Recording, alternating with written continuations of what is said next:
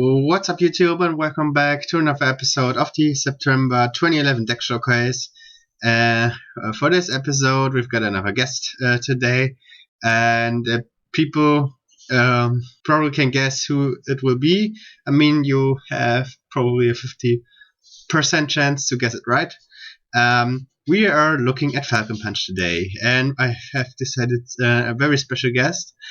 Joining me today is Darksigner. What's up? Hey guys, 50% chance it's me or Hymne.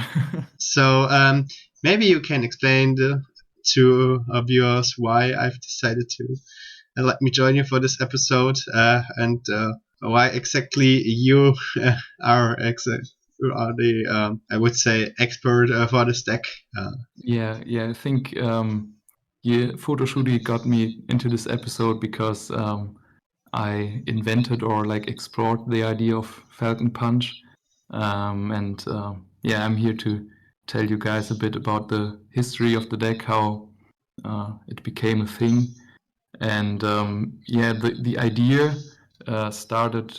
I wasn't playing this in 2011 in Tengu plan format, but a bit later, I think 2012-ish, something I think in that year, and the deck was much more jank than the list we are looking at now, because back then I didn't have access to I think Tour Guide was reprinted, but I don't know if I had access to all the staples, and it was way more Winged Beast focused with Icarus attack, and I think the Sacred Crane guy that draws one when it's special summoned, and this this concept, it was very fun back in the day to play it, but it wasn't good. And then when our play group, Halfa, Hymne,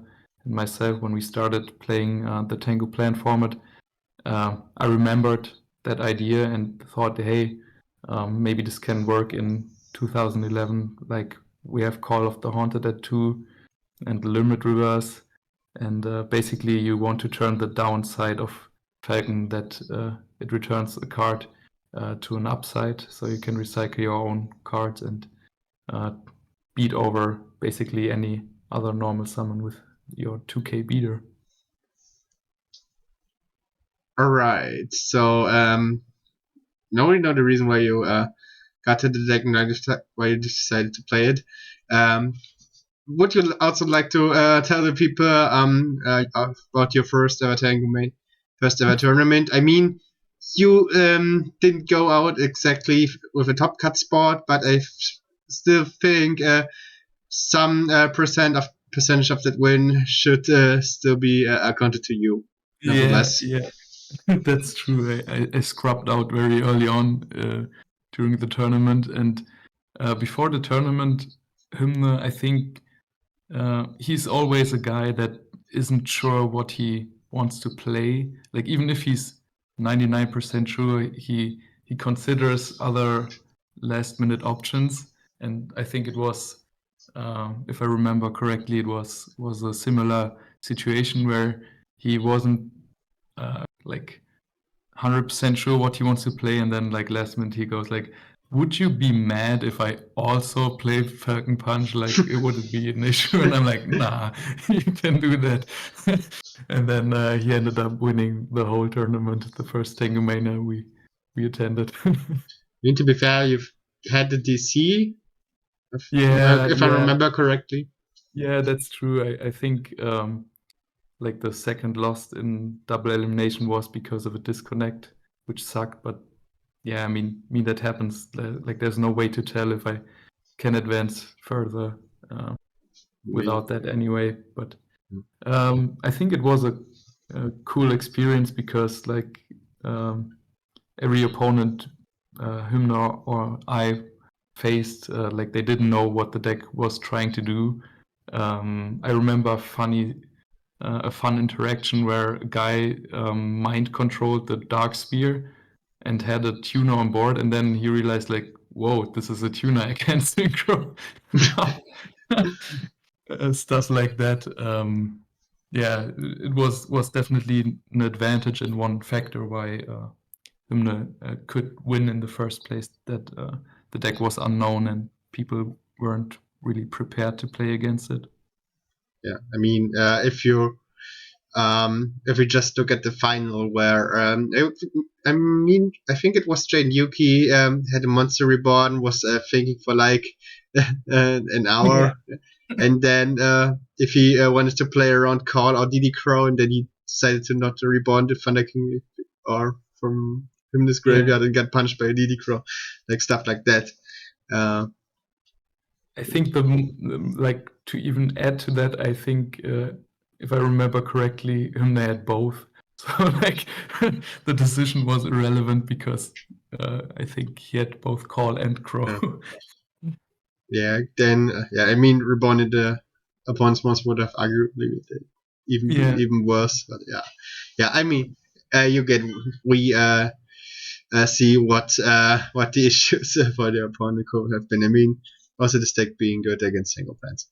Okay, next let's go over the list. I would say. Yeah, the main card of the deck, 3 Mist Valley Falcon. They beat over YGO. They beat over a lot of stuff. Recycle your cards, like that's the main idea. And to go along with it, the Dragunity Darkspear. I played more than one in the past. That's something I have to give credit to Hymne for, that he talked me to just play one. You don't need more. Like if you see the one in rotation, you can search it with Sangan. If you have one, that's all you need. Basically, you want to reborn this with Call or Limit Reverse, and then Darkspear gets you back the Falcon. And then the Call traps float on the board, and you can get them back when attacking with Falcon, and that's basically how you turn for turn loop a 2k beater. And then next, Tour Guide Sangan engine. I think this is pretty common, pretty staple in the format, with the added benefit that you don't have to do the play where you just keep Sangan on board. You can go into Leviathan turn 1 with the Tour Guide because you want to detach the Sangan so the call traps start to be live. And similar to Sangan, Card Troopers, what gives you advantage through the call traps. Card Trooper can be reborn by both, and then you have a 1900 beater that can attack, and then if you can follow it up by a Falcon attack, bouncing the call trap, you get a draw out of it, and then you can repeat that loop as well. A small wing beast engine that we play is the Gale and the Zephyros. I think Gale is a good standalone monster in the format. You see it not often, but like in Chaos builds, it's seen, or like Gravekeeper, take it as a tuner. It's just a good standalone card that can deal with a lot of stuff. Beats over like 2/5 beaters, and it's another target for Darkspear, which is the main reason, like its utility in the graveyard. And Zephyros is like a worse Falcon, like a one-time use Falcon, but you get a special summon out of it. So if you mill it with Trooper, it's nice. Also, like in fringe cases, it's just good to have these two together to get like a level 7 synchro, like a Black Rose or a Armor Master out of it. Then one of my favorite cards, Dark Armed Dragon, or Sec Armed Dragon. It's just the superior boss monster in this deck, in my opinion, to By the way, over Blackluster Soldier. It's what I wanted to ask you, if if you would prefer it over Blackluster Soldier. Yeah, I think Blackluster in this deck, you need to add too many unnecessary lights. Like in the hand trap lineup, you could go up on Veilers, but like the number of light cards you need to add, I think, isn't worth like the payoff of having the BLS live sometimes. And like Dark Armed, you already play the Tour Guide engine and the Black Wings and searchable DD Crow. I think that's enough for Dark Armed. And BLS, I toyed around with it, tested it, but I couldn't fit like enough good light cards to sufficiently support it. And this weird looking hand trap lineup, it kind of makes sense. Like, I think this is like the approach where you kind of build towards having a chance to beat everything. I don't know if like that's the correct or optimal way to deck build. It just feels nice because you in basically every matchup you have the right hand trap to search off of Sangan. But it could be better. Like you probably can have better tournament success if you like expect certain types of decks more to up like the number of Veilers or Maxis. This is just a safe approach. Then like good one-off staples, Mind Control, Reborn, Dark Hole, Heavy Storm. I think those 4, or at least like those 3, are staple in every deck. Sadly, one thing, you can't Mind Control an extra deck monster and bounce it with Falcon. The card has to be like able to return to hand. So sadly, you can't out extra deck monsters with Mind Control. But still, it's a very good card. You play tuners, you can synchro stuff away or exceed stuff away. And yeah, one MST, I like to have it in like at least one in the main deck, even though it can be dead in some matchups. I think having the option that if something really is in your way to just get rid of it, I think it's a worth inclusion. Then I think what makes this deck playable against like more meta strategies is the fact that you can play triple pot, triple upstart. Makes the deck very consistent to find like the necessary pieces that you need. Like especially finding Falcon as early as possible is something you need to see.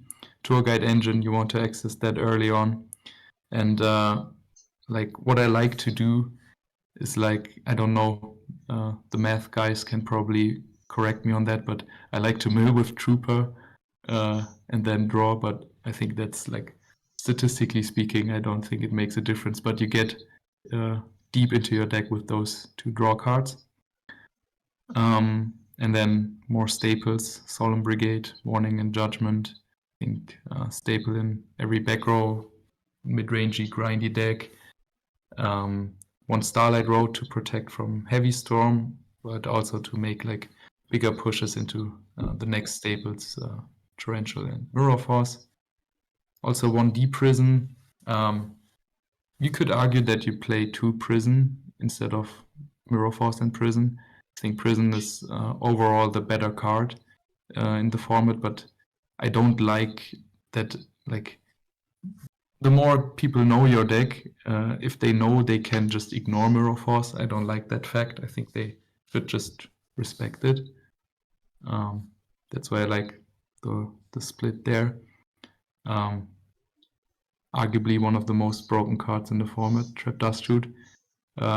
Becomes even, like, some people argue against it in slower decks like this one, that the advantage gets diminished if you can't finish the game quick enough. But I think even in a more like control type of deck like this one, the hand knowledge is so good because you know what cards you need to negate or like to answer, and what you can just ignore.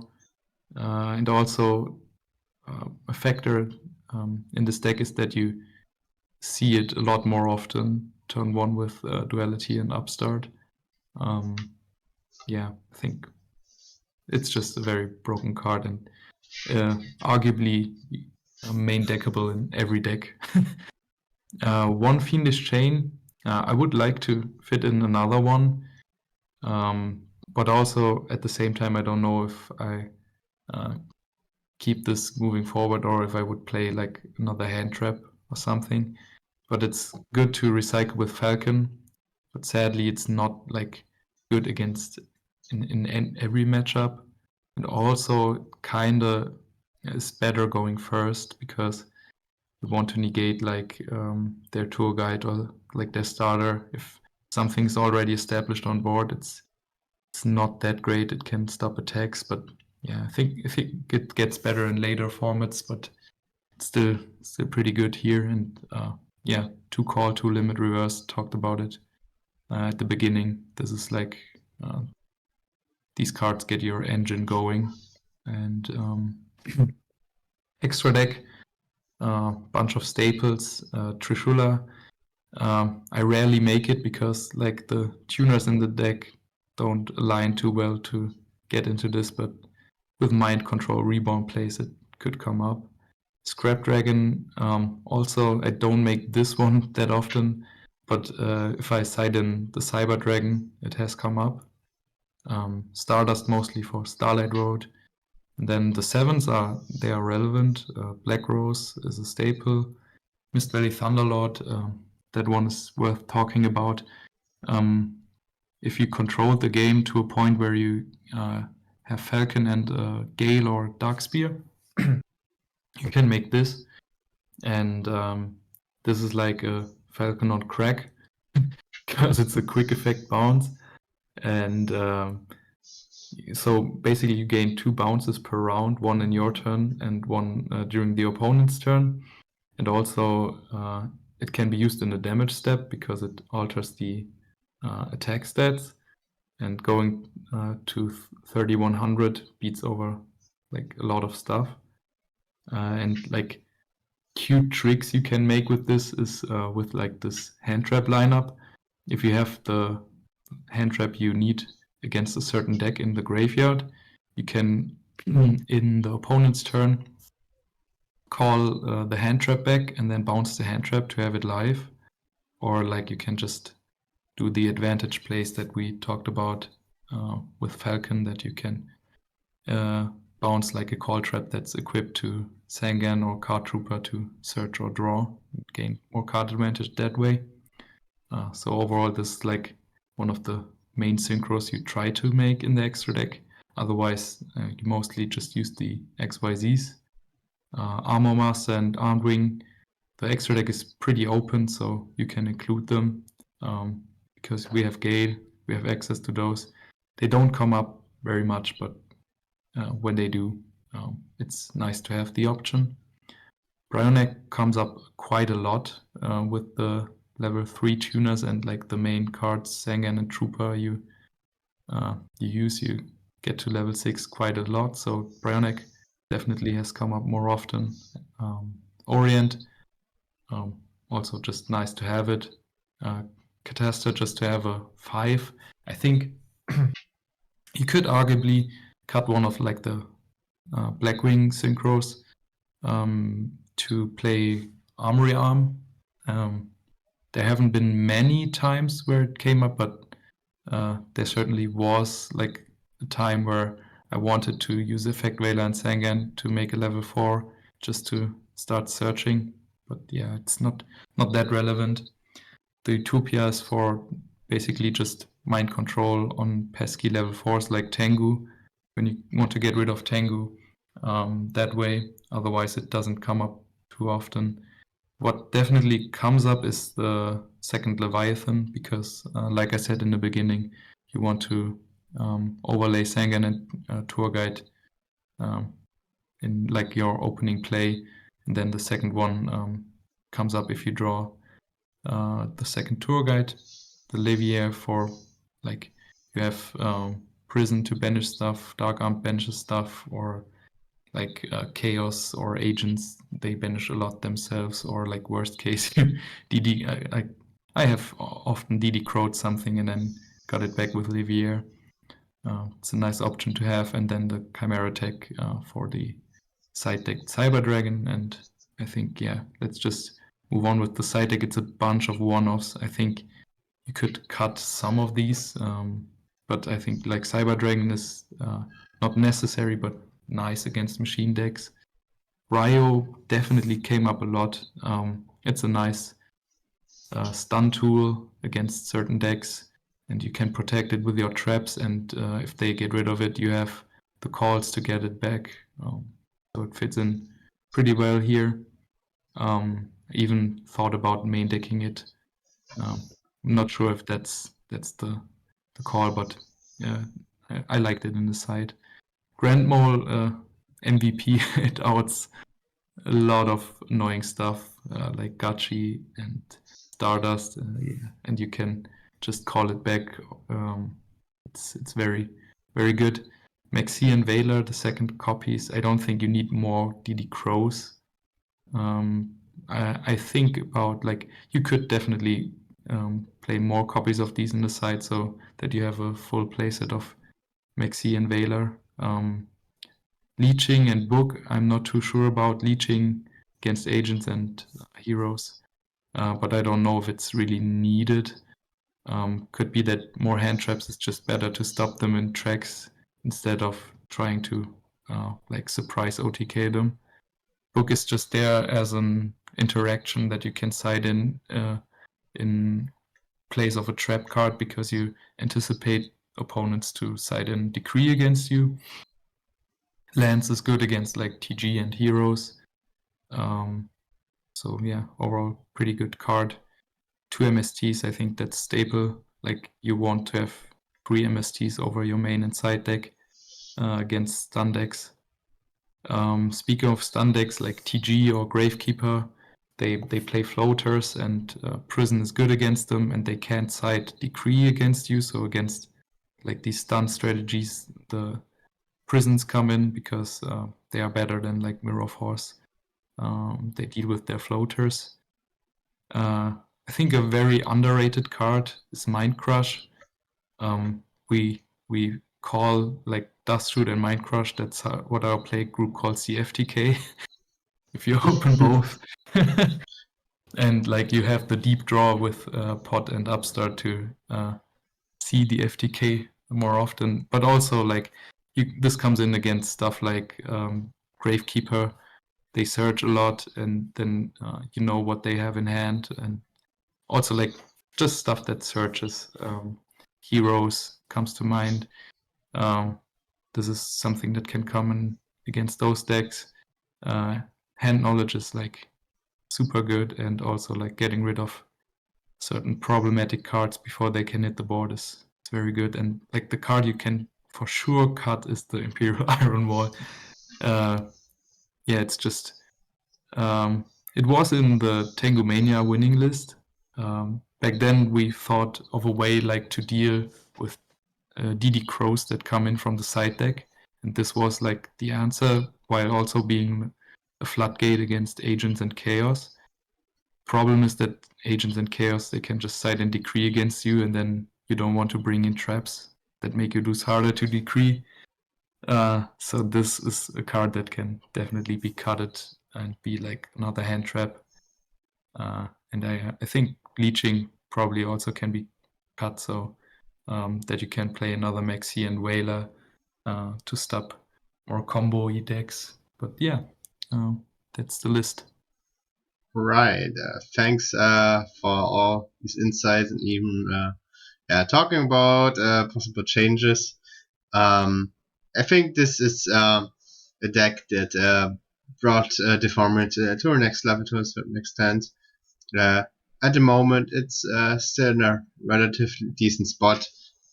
Probably not the main meta contender, but has a lot of cool things going on for it. Yeah, okay. I think Rogue is where it is. Yeah.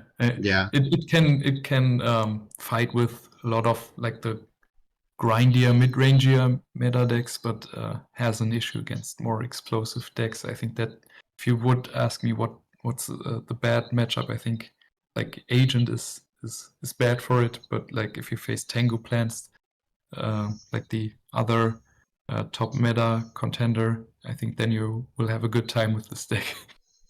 It's for sure. We saw it in the Tengu Mania 2 final. Anyway, Darksigner, we will now see what our today's match has in stock for us. and maybe you will join us again for commentary. Who knows? Or for the gameplay. Who knows? Who knows? Anyway, here we go. All right, here's our match, and welcome back. Good to have you after the deck profile. Hello, it's me, Hymne. Oh, wait, never mind. No worries, a lot of people are mixing us up Oh. in multiple TCG communities. Okay, so I turned Darksigner into Hymne, funniest shit I've ever seen. All right, so you are starting with Upstart Goblin or Duality.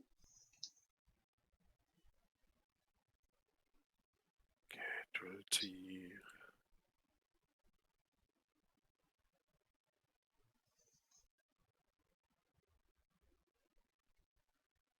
Go for Mirror.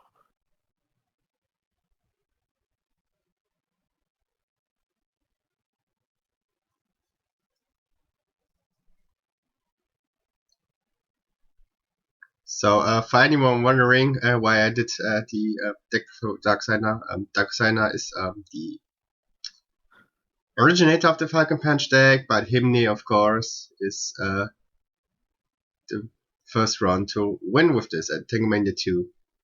Has been a long time, Hymne. Was a crazy tournament. Yeah, it was pretty funny. I think that was my first 2011 tournament, and me and Darksigner and Typha had we trained a little bit for it, just a little bit, some testing and stuff, and Darkseid had the idea of Falcon Punch, and we changed some stuff just so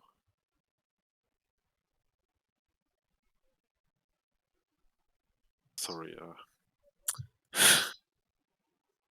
I was thinking about the duel right now. Yeah, we changed some stuff, so So you go for a Thunder Rod, recycle a Mist for the Falcons, or you have can recycle the core next turn. yeah, Right. I will. Going pretty aggressive here. Your hand was with Gale and Zephyros. Lot of Yeah, damage, but I had the luxury to go aggressive.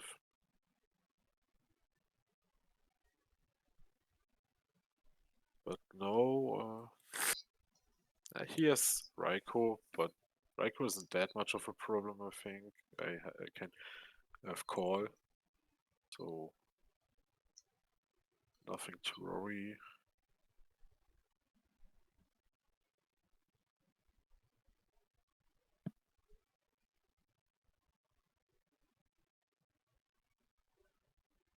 it's Reiko again. So how's the matchup against Pepper Cows? I have no idea. But So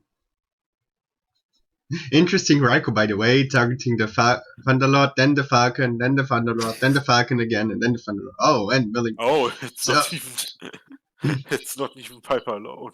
Okay. Yeah. Normally against back combo decks, Fang Punch has some problems because they play the cream side deck or stuff like that. But and they can explode in one turn and kill you. To be fair, you're playing against Skull Servants. Yeah. That's discipline grace here. I think we play against a combo deck that is a little bit weaker than other combo decks like Agents or it's like Chaos. But it's weird, to be honest. Normally, you when you play against Iberandos, you play against like plants like almost every time, or sometimes heroes, like those like rando games. I really like the hero matchup because your Falcon, your Tour Guide, and your Card Trooper all win the matchup against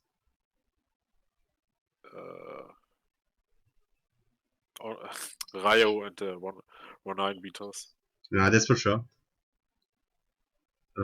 So what you... I can get Spanish. How bad is that? It's not bad. We have call for the beat stick and he only has 2-1 life points left. Also, Zephyros, when it hits the grave, can still use its effect. Assuming we have 400 points of damage we can spare. Yeah, Sometimes it doesn't happen.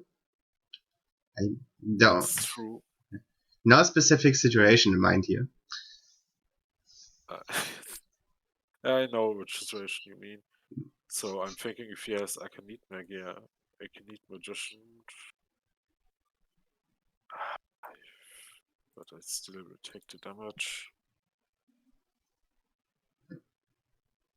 Does he go for Arcanite into 4 back row is the other question. You never know. Arcanite is a problem right Yeah, now. okay. Maybe he goes for Black Rose. That could also be an option. Right, Black Rose is an option. Think I will call down the tier and get Thunderlord, so I can bounce a card if he uses Arcanite Magician. Oh yeah, fair enough.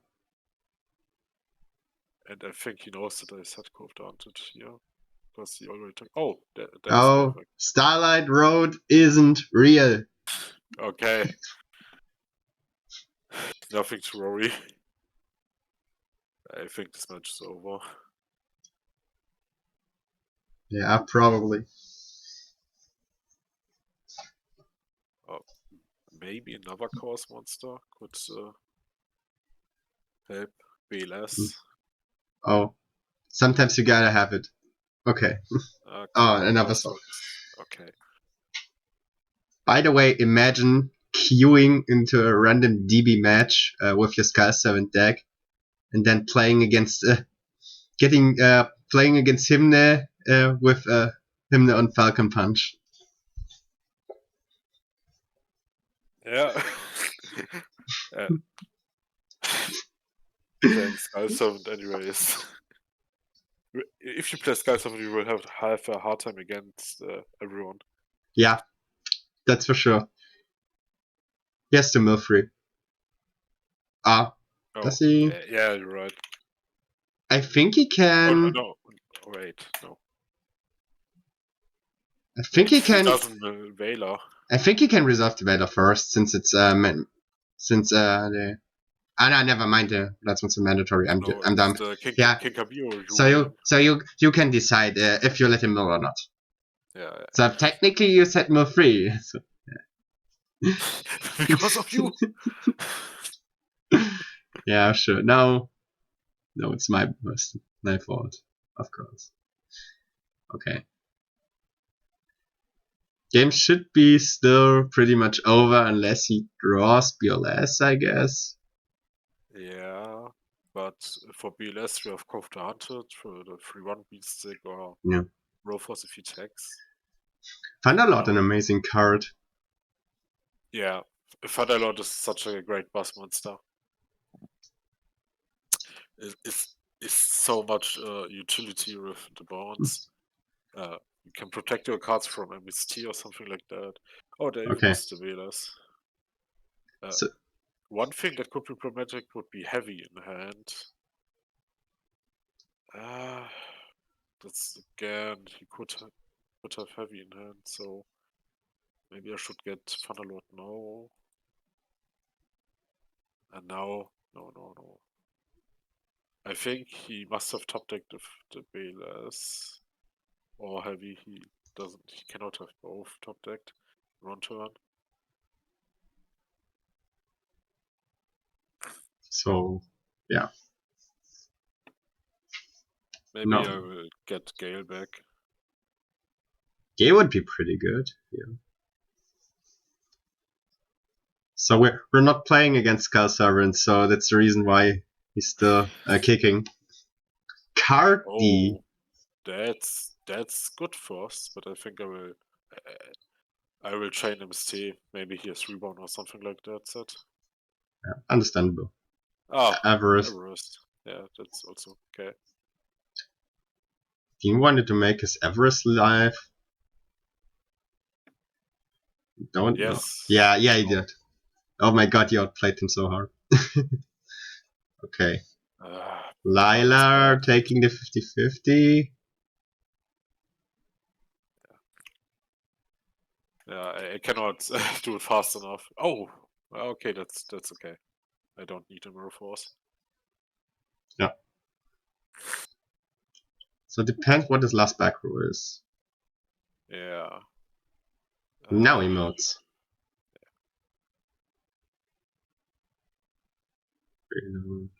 I would like to use Call in the end phase because then I can use Duality.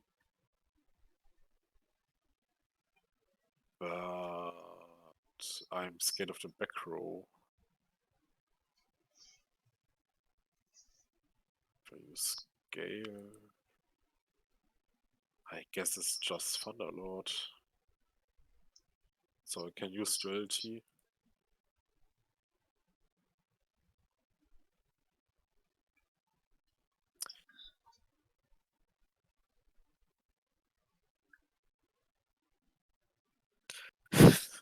Does a deck like this play Mirror Force? I don't think so. I don't think so. Is your dad live? Oh, the dad is almost live. Yeah. I think I will go for Dark Spear. Oh, wait, I can go for game with Sangan.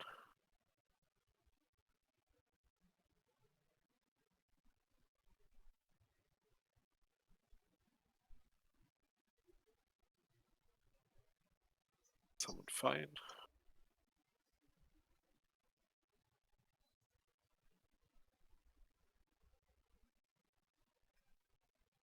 Okay, it's not Mirror Force. I think it's nothing. I don't think it looks like a OTK combo deck. I think there's nothing.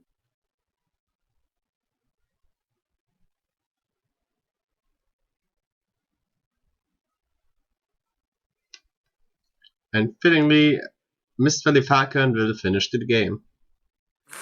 Yeah. So what do we side against board against Skull Servants? I guess we don't want a Chaos Monster to be alive. Vela could help. He probably plays Decree. So need to move some traps. I think all traps are fine. Since trap does shoot. Not trap does shoot going second. Maybe it could be fine because he has so many monsters. I'm not sure. I think I will get rid of Road. I think he's gonna play around it in game 2 or 3 since he saw it. Yeah, that could be the case. I'm scared that Road can become dead if I go second and he has Decree and stuff like that. I need to cut some traps. But I think all of them are good against him.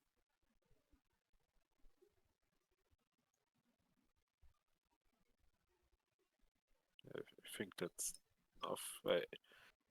I need game 2 to learn more about his deck. Oh, that's a great hand. You know, originally Cho'Gath wasn't even a deck. Darksigner played Tengu first in 2011-12, where he had the deck, the first form of it. But later we added Cho'Gath, not because Cho'Gath in itself is a great card, but it can get you Zangan and Grave, so you have a target for your traps, revival traps. So we're seeing not the greatest builds here. Normally I would just play Tour Guide, get Zangan, and after that use Upstart because I don't want to draw Yeah. Zangan, but now I want to draw an MST.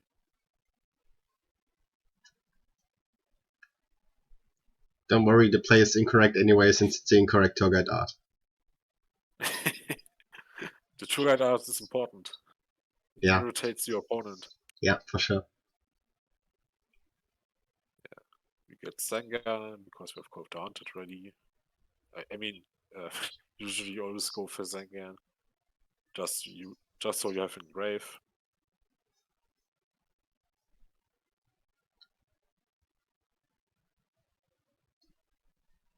That's awesome, Tour Guide. He's basically an Armageddon Knight with 2/5 attack. That's true.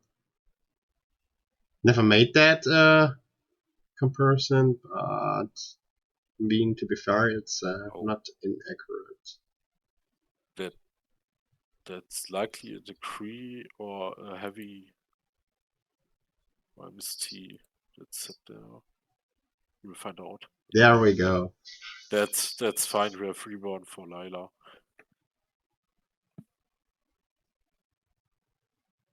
I was even thinking about using Reborn this turn for Lila. Because I was thinking about something like that, but not problematic.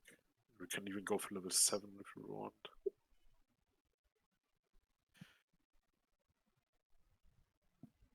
So, for what are we going?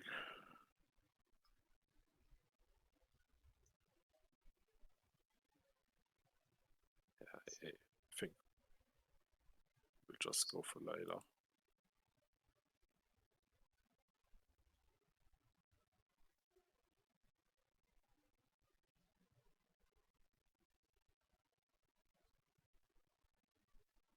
Making some damage.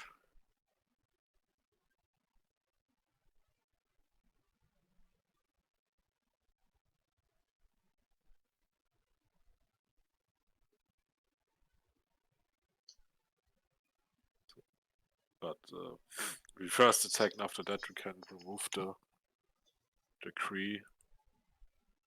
So he cannot use gods.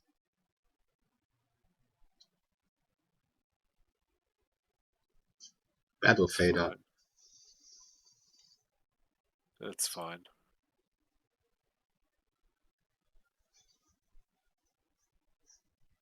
Imagine getting your own decree outed by your own Lila.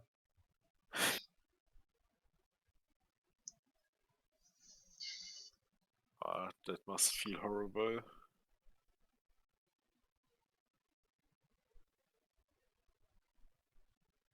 No. Oh, there's a Falcon. Yeah, that's great with Dark Spear. The Lila really helped.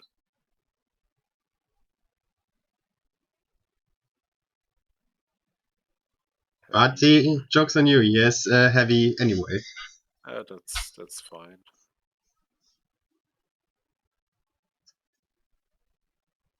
It's also nice about this deck that your revival traps can become basically Sagan Surge or Jar of Greed with Card Trooper. So what do we get? I think just Veiler. So we can negate Chaos Monster or maybe Arcanite, Black Rose, stuff like that. I also got a 500 attack boost, so Belast wouldn't kill my entire Kill board. them both. That's understandable.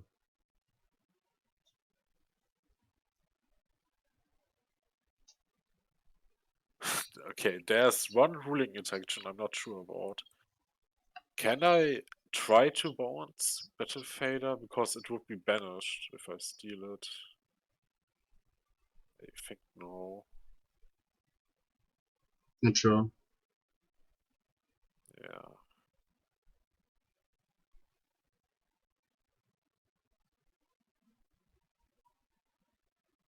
Don't want to overcommit at this moment. Dark hole is the thing. I think I will just go for 2-5.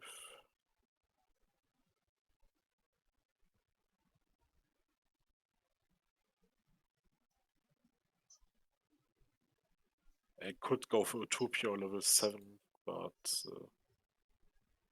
it would be just more damage.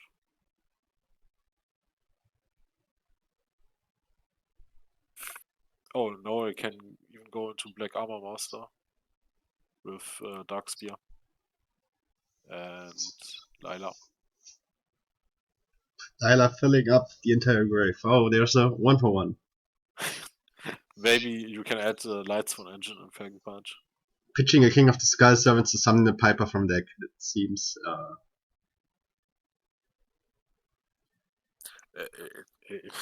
That seems great. Maybe he can get back with some cards.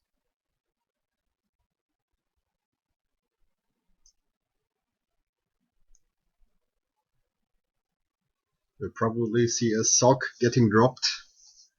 I think the sock I will not negate. It's most likely he will use it as a synchro fodder, or it's just a bait from a Veiler.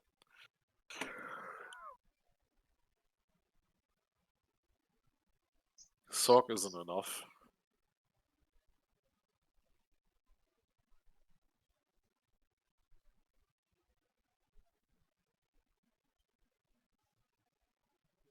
Okay.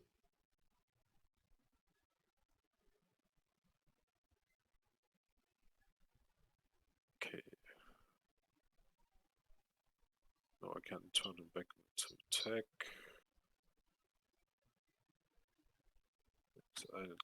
2-5.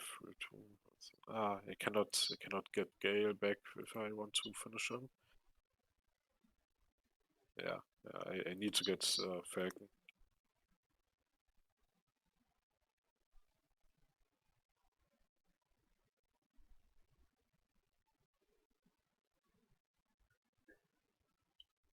Maybe I will go into Utopia if he has something. Like, okay. Another fader. I don't need Utopia, I will just build 3 cards. Maybe I get another Black Ring Zephyros. Is there a case to go for Roach? I don't play Roach. Oh, you don't play Roach.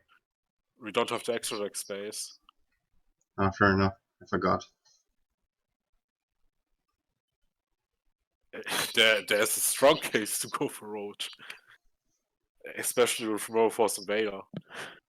But we don't have it. Tragic. But yeah. Roach is kind of a niche card. I think having the Utopias in most cases better.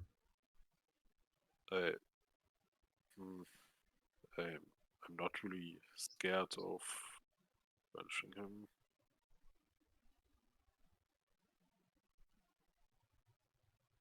Even with BLS, I have Morophos. Yeah, we're seeing some Skull Servant action. Nightmare. Oh, that was the one that summoned out.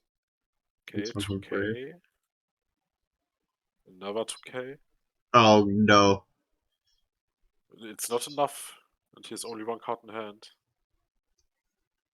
I don't think he has a card in hand that can deal with Morophos and with the Leviathan. So if he wants to attack with both of them, I don't get why it slams the sock in attack. True. Maybe he didn't know the ruling that even if Sork gets Veilered, that he cannot attack. Sure. So this was another episode of the September 2011 Deck Showcase featuring Mirror Force. Wait, why do you think this match is over? I don't know. There could be another Battle Fader.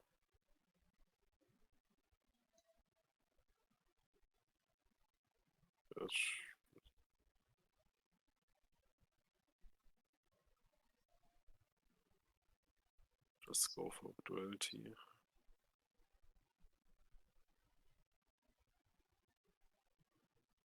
Oh, there's Sephiroth. But we don't need him. We can with them. No problem.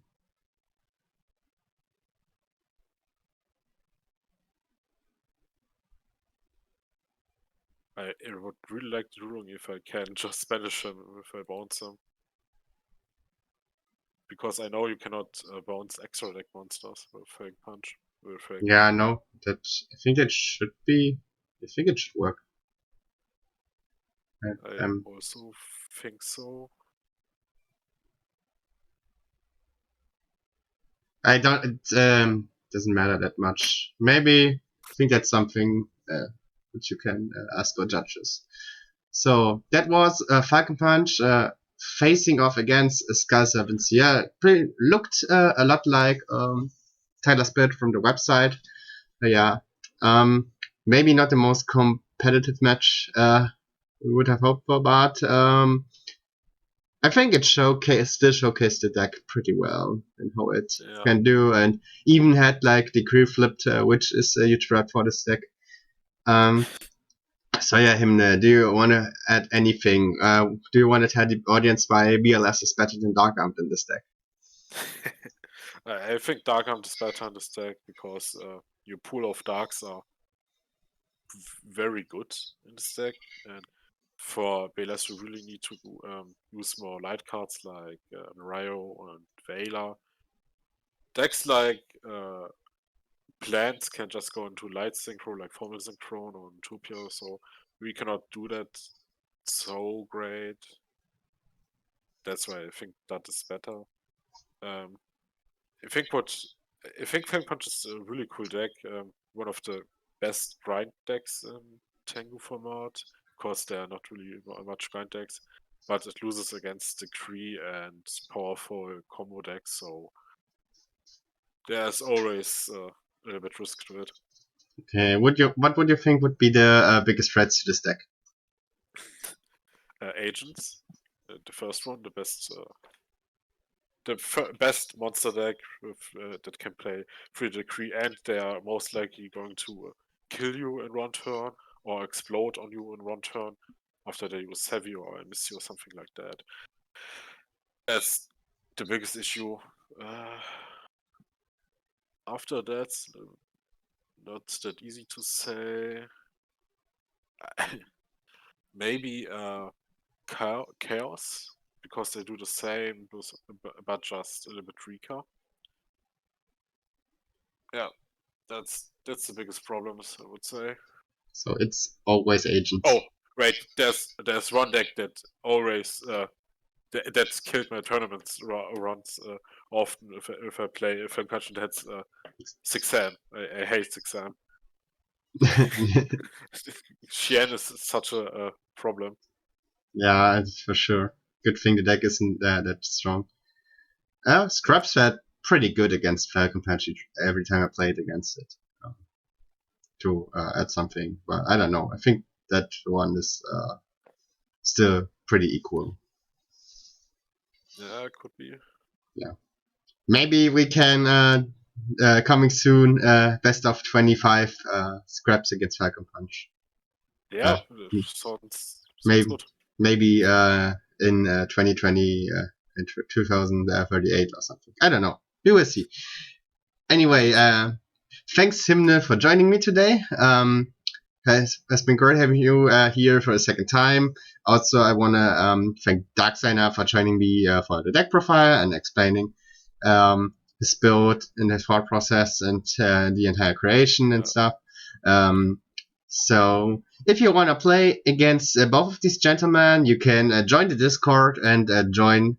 I have a Tengu Plan town at History Rewind to find out about our Tengu Plant World Championship with a $500 prize pool.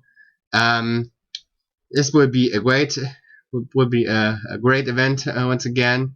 TTC Rewind will stream it, and we will see. I think Hymne is one of the favorites once again, and maybe he will bring Falcon Punch to it, or maybe he will have something new cooking up. We will see. Okay, Hymne, do you want any last words, Hymne? Yeah, I say thanks for having me here, and Darksigner made an amazing deck profile. Yeah, that's for sure. Anyway, that was it. If you liked the video, like, share, and subscribe to find out about the great Tengu platformers, and of course join us again for the next episode of the September 2011 Deck Showcase. Until then, see you soon, and Tschüss. goodbye.